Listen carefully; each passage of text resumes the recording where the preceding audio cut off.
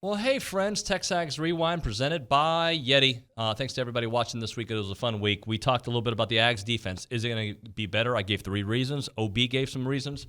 You have any reasons why the Ags defense could be better this year? Yeah, but I'll save them for the written part? I'm not going to – this is too short for me to just start thinking off the dome, and you've got me way too distracted with them saying you look like Herb Villa, whatever. Is that got to have a Villa kid? Lobos. Herb Villachez, the plane. Villachez. The guy from Tattoo from Love Boat. Yeah, that was just a low blow from Kennedy Cavan. It hurt. But you know what? But you know what's crazy is for Kennedy to say that, she's not like me where I'll try to screw with people. That was an honest assessment it's from because her. I'm not a big Taylor Swift fan, so she had to come at me. But where did she pull that one from? Because we were just talking about Fantasy Island, then we talked about the Love Boat. I've been to 2 Taylor Swift concerts, and I don't consider myself a Swiftie. I've been to 2, and I would make it 3 if I could get a guarantee that she's going to sing Tim McGraw on the piano like I saw on Instagram. I heard you like that, yeah. That's my favorite Taylor Swift song. She peaked then. She's still really good, but I don't think she can recapture that song. That was incredible. All the poppy stuff, I don't hate it. There's a lot of them I really like. It's very catchy, and you'll sing along. Sure. But that song, that was like singer-songwriter type stuff. We did talk sports on the show today. I like, in fact, more sports than Taylor Swift. We talked with the Baseball Bunch. Quit apologizing to them. I'm just telling people. We do our show. We do what we want to do. We do an hour of Taylor Swift on a Friday, then so be it. All right, well, fine. We talked Depeche Mode. We talked Herb Villachez. We're now talking Swift. We talked some football. We talked some baseball. There you go. That's we all talked some NCAA Tournament and March Madness. All right, just watch the video. You're going to be better in your second year as a starter than you were in your first year as a starter. And I think wasn't Edgerrin Cooper and Chris Russell in their first years as starters last year? Full-time starters. Full-time starters. Yep. Much the same way that Tyrell Dodson and Buddy Johnson and Ataro Lock and go down the list were better in their second years as starters. And then I don't even think I'm going to mention the secondary because I think it's going to be fine. But let's go back to the health thing. I'm going to have a healthy, in theory, a healthy McKinley Jackson and a healthy Fidel Diggs. Yep. And I thought those were your 2 most productive, consistently productive interior linemen. But they both only played 8 games, and some of those 8 games that they played weren't, the full game. So I think those guys will help you out a lot. Yep. I'm going to give you a couple reasons. Some of them are the same. Year 2 of DJ Durkin's defense, to me, just because it's a coordinator's second year does not guarantee success. I understand that. But I'm going to use Ole Miss, his second year, as an example. A year after allowing, I got this from the Clarion Journal, a year after allowing 38.3 points and 519 yards per game, which was the first year that he was a co-defensive coordinator with Chris Partridge. And they allowed 25 points and 429 points. They dropped that to 25 points. So it went from 38 to 25. They dropped the 519 to 429 in year 2. He was quoted as saying, and I hope that this can be attributed here at A&M, or applied here, excuse me.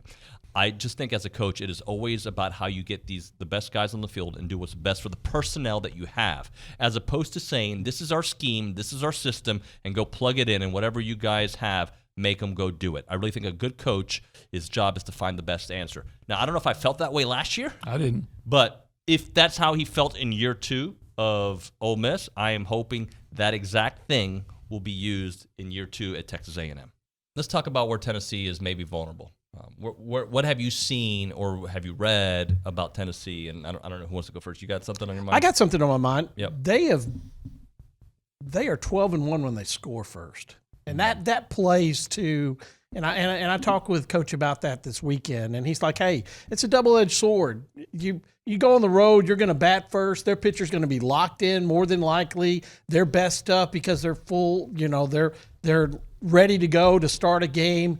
But the A&M with a chance to get this offense going in the early would bode well because Tennessee has been a great front-running team, and they never led against Missouri." Yeah, I think just because they lost or got swept in Columbia last week, it doesn't change the fact that they are an extremely talented roster. It doesn't change the fact that Chase Dolander and Byrne on Friday and Saturday are elite SEC arms. Dolander is going to be a millionaire soon. Byrne's the same way. It doesn't change the fact that their lineup is bolstered by a shortstop addition in Maui Ahuna, who's one of the more talented players in the country. So just because they got swept on the road last weekend, that's not an indicator of what kind of team they are. And so A&M's got to go in and look. A&M knows what they're in the middle of. I mean, they won the West last year. A lot of these guys that won the West, they know what it takes to kind of manage and just keep swimming through this schedule, trying to keep your head above water. And that's essentially what you're doing week in and week out in the SEC.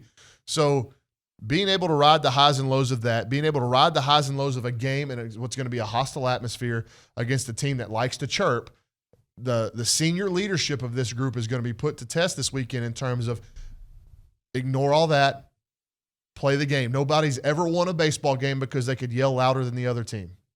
Tennessee is another example of why this tournament's so impossible and why you shouldn't flip out because A&M got run out by Penn State. It's about the matchups, the timing. It's almost too like, when is your weakness going to get exposed? Maybe Texas A&M could have exposed Texas's flaws. You know? Yep. They did to an extent when they couldn't shoot against Penn State, but maybe Marble, Coleman, and Garcia and Solomon, those guys inside, could have kept Dessou from going off like that, and then Texas loses that game. Your flaws are going to get exposed. It's a question of when, not if. Tennessee runs Duke out. They just are too physical, too tough for Duke, a team that a lot of people pick to go to the Final Four or win it. The next game they go beat an FAU, they lose to an FAU team that, quite honestly, looked like crap against Memphis. Both them and Memphis looked awful. They come out, they go on a 20-4 run. Tennessee's out. You know why? Because they can't shoot and they can't score. That's been a problem for them all year, even when they had Ziegler at times. Is it Ziegler or Ziegler? Is it like Dolph Ziegler, the wrestler? Is it Zakai Ziegler? Dolph Ziegler, that's old school, yeah. Yeah, so, anywho, that tournament will expose you. Look at Arkansas. They go beat Kansas without Bill Self, and they get just Lamallier last night by Connecticut. I don't think that's the real word, right? That's the word I made up. Yeah. I use it. I like it. I'm going to continue to use it. I like it too. But it's not that I don't know the word. But it's a mix of another word too, right? Yeah. It's so they got run out, humiliated. All these Arkansas people that run their mouths, they got humiliated. Musselman had to keep his shirt on. That is, unless Hurley wanted to go over there and take it off and pull it over his skinny, scrawny head. One of those two things could have happened. Otherwise, that shirt's staying on last night. You know what the Arkansas team reminded me of this year? The A&M team that went to the Sweet 16 and got rolled by Michigan. Well, we'll start with quarterback, and that was, I knew, like, people can't rein in their emotion when it comes to quarterback, and especially around here, and everybody's scarred, and, you know, if Jimbo says something like the battle's open, everybody freaks out. And there's no reason to. And they'll say, well, he did pick Haynes last year, and he wasn't the best one. And I would say, you're right. You're right. I think that was the wrong pick when you saw how Max Johnson was playing. And then you saw, obviously, I don't think picking Connor to start game one as a true freshman with those guys on campus would have been the play at the time either. I do think they should have switched to Connor sooner.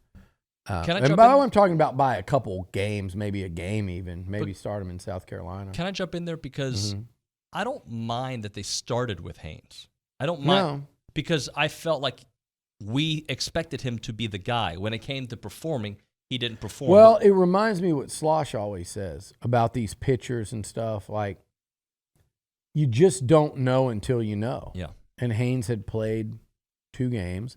I didn't hear anyone complain from within the program that hey, Max should have been the guy and he got robbed. I did have some people say, well, it could go either way. There were some that felt like you neither pick would be the wrong pick. But actually, most people thought, yeah, Haynes, and they felt that way even leading up to the decision. But when the game started, and maybe we'll learn in time that it had a lot to do with, hey, Haynes, that offensive line, lack of running game early, no protection, all of that added up, and an inexperienced QB. That was the fear heading into this season. That was the fear. But the bottom line is he did not perform early. And then Max came in and performed better. I think what Max showed was that he's a stabilizing force. Closing out with this, the other thing we talked about, Billy, you'd think if I start taking MMA, OB will still take me? No, I think he'd take you now. So you need the MMA so you can surge past the old dirty Buchanan. OB, Gabe, and who else? Throw in one more. I'm still taking him. Zane. I'll come out with some black eyes. Just like, comment, and subscribe. Who's going to give you a black eye? 3 guys on one? Those 3 guys, could they take you? We'll see you next time. I feel like 2 of them are like one-hitter quitters. Bye.